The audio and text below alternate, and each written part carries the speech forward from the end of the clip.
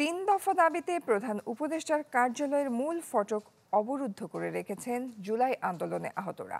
তাদের অভিযোগ, আর্থিক সহায়তা সহ বিভিন্ন ক্ষেত্রে বৈষম্যের শিকার হচ্ছেন তারা। জানান, দাবি আদায় না হওয়া পর্যন্ত তাদের কর্মসূচি চলবে।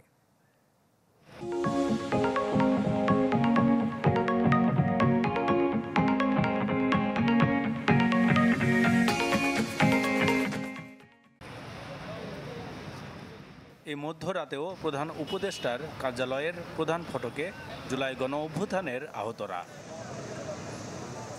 বুধবার সকাল থেকেই প্রধান উপদেষ্টার কার্যালয়ের সামনে ৩ দফা দাবিতে অবস্থান নেন তারা। বসে পড়েন ফটকের সামনে। জানান, আহতদের ক্যাটাগরি বিন্যাসে যে বৈষম্য করা হয়েছে তা সংশোধন না করা পর্যন্ত এই অবস্থান কর্মসূচি চলবে।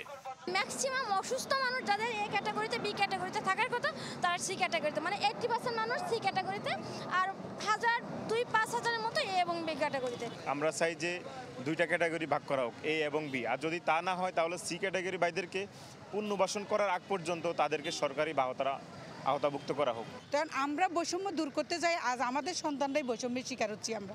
এজন্য আমাদের দাবি, এজন্য আমাদের আন্দোলন।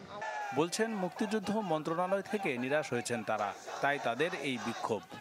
গত বুধবারেও আমরা মুক্তিযুদ্ধ বিষয়ক উপদেষ্টার সাথে কথা বলেছি, সচিব মহোদয়ের সাথে কথা বলেছি। তারা আমাদেরকে আশ্বাস দিয়েছেন আজকে, অর্থাৎ এই বুধবারের সকাল 10টার মধ্যে তারা একটা ইতিবাচক বা যে কোনো একটা সিদ্ধান্ত ক্যাবিনেটের সাথে কথা বলে জানাবে।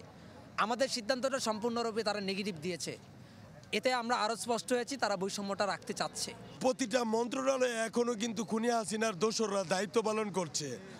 এই দোসররা পরিকল্পিতভাবে আমাদের আহতদের মধ্যে বিভাজন সৃষ্টি করার লক্ষ্যে এই ক্যাটাগরির বৈষম্য সৃষ্টি করেছে।